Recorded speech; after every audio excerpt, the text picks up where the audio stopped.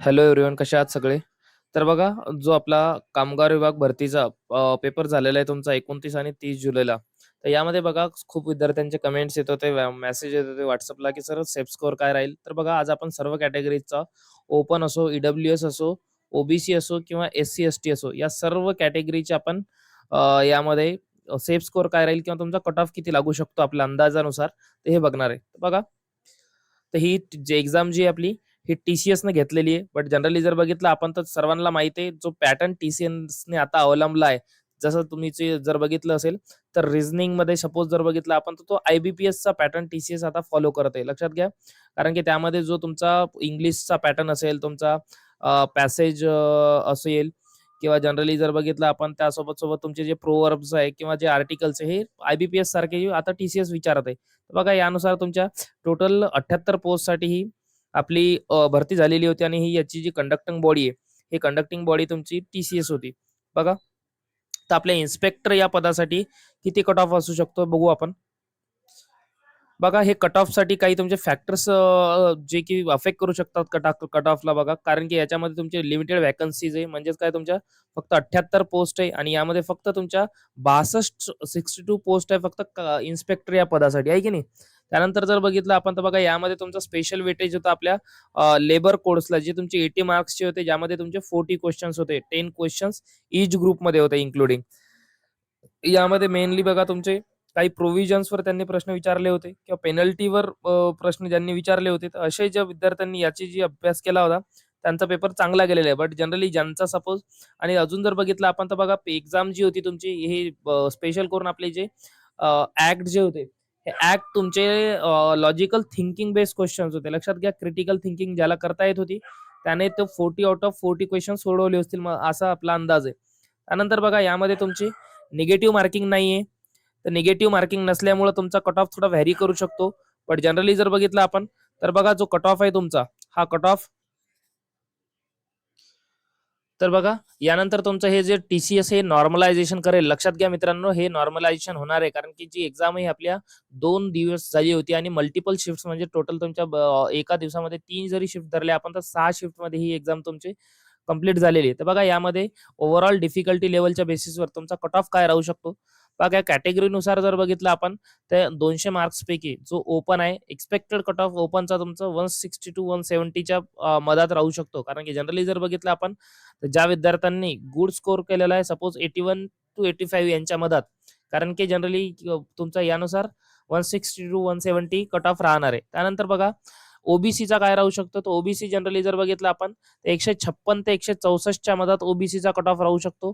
कारण की खूप विद्यार्थ्यांचे मेसेजेस आले, सर आमचं 145 अटेम्प्ट आहे, 151, 155 आहे. तर त्यानुसार आपण जनरली बघा, ज्यांनी 78 टू 82 क्वेश्चन ज्यांचे अटेम्प्ट चांगले करेक्ट क्वेश्चन अटेम्प्ट केलेले, त्यांचं यामध्ये सिलेक्शन होऊ शकतो. त्यानंतर बघा ईडब्ल्यूएस जर बघितलं आपण, तर ईडब्ल्यूएस कट ऑफ तुमचा 154 टू 162 यामध्ये राहील.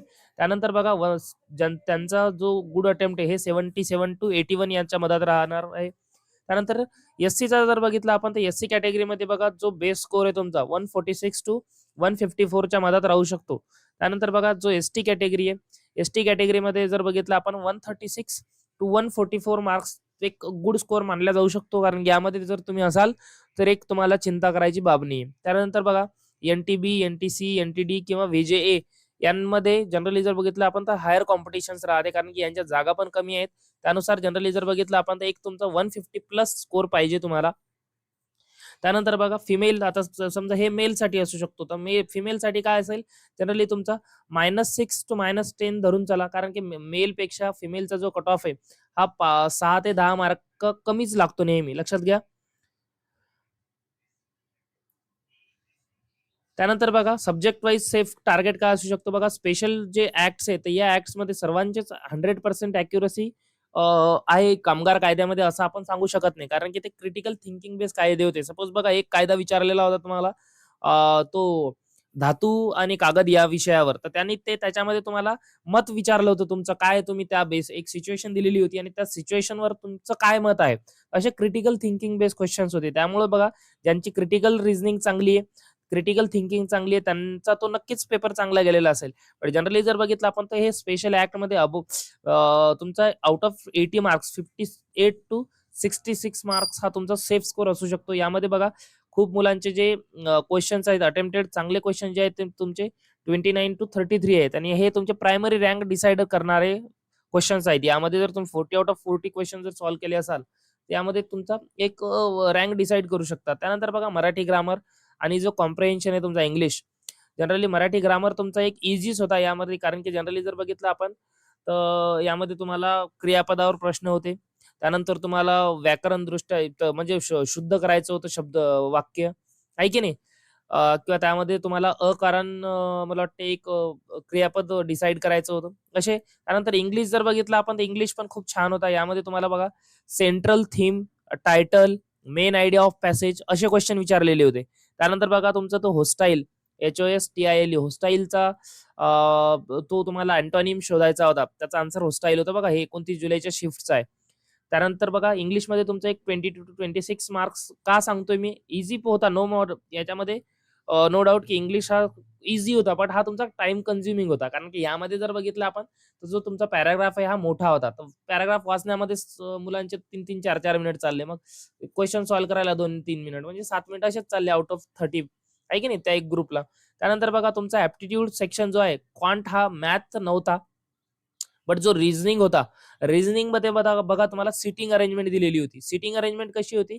एक होती तुम्हाला सर्कल बेस सिटिंग अरेंजमेंट होती. लक्षात घ्या. सर्कल बेस सिटिंग अरेंजमेंट होती आणि एक होता तुमचा वीकवाला. जनरली यामध्ये तुम्हाला मंडे टू संडे 7 दिवसाचा वार होता. प्रत्येक समजा PQRS तो एक होता आणि एक LMN तो वाला एक होता. असे तुम्हाला 2 सिटिंग अरेंजमेंट यामध्ये दिलेले होते. लक्षात घ्या. त्यानंतर जर बघितलं आपण नेक्स्ट काय असतो? त्यानंतर बघा जो जनरल नॉलेज आहे आणि करंट अफेअर्स आहेत, हे करंट अफेअर्स तुम्हाला लेटेस्ट विचारलेलं होतं, कारण की 2025-26 आणि 26-27 चा अर्थसंकल्पावर प्रश्न होता. एक आपले जे भगवान गौतम बुद्ध आहे, या भगवान गौतम बुद्धांची मला वाटते पहिली बुक कोणती होती? त्या बुकचं नाव विचारलेलं होतं. त्यानंतर बघा तुमच्या अर्थसंकल्पमध्ये जे समजा एक त्यानंतर बघा एक जो खेलो भारत वगैरे असे जे स्पोर्ट्सचे आपल्या गव्हर्नमेंटनं काय अनाउन्स केले, त्यानंतर तो टीबीचा होता एक. असे म्हणजे जनरल नॉलेज जर बघितलं आपण तर तुम्हाला थोडे मॉडरेट लेव्हलचे होते, म्हणजे स्टँडर्ड TCS पॅटर्न यामध्ये फॉलो केलेले. पण जनरली जर बघितलं आपण तर जो हे रिझनिंग आहे हा खूप टाइम कन्झ्युमिंग होता, कारण की तुम्हाला एका याच्यामध्ये मला वाटते 4 प्रश्नापैकी तुमचे 2 प्रश्न बघा या सिटिंग अरेंजमेंटचेच होते आणि त्यानंतर तुमची अल्फा न्यूमेरिक सीरीज होती. सपोज लेफ्ट साइडला सिम्बॉल आहे, सॉरी मिडलमध्ये सिम्बॉल आहे, लेफ्ट साइडला अल्फाबेट आणि राइट साइडला अल्फाबेट असे किती आहेत? तर त्याच्यामध्ये मला वाटते ज्यांचा 29 जुलैला होता 3rd शिफ्टमध्ये, तर त्यांना त्याचा आन्सर माहीत असेल. त्यामध्ये एक पण तो तसा नव्हता.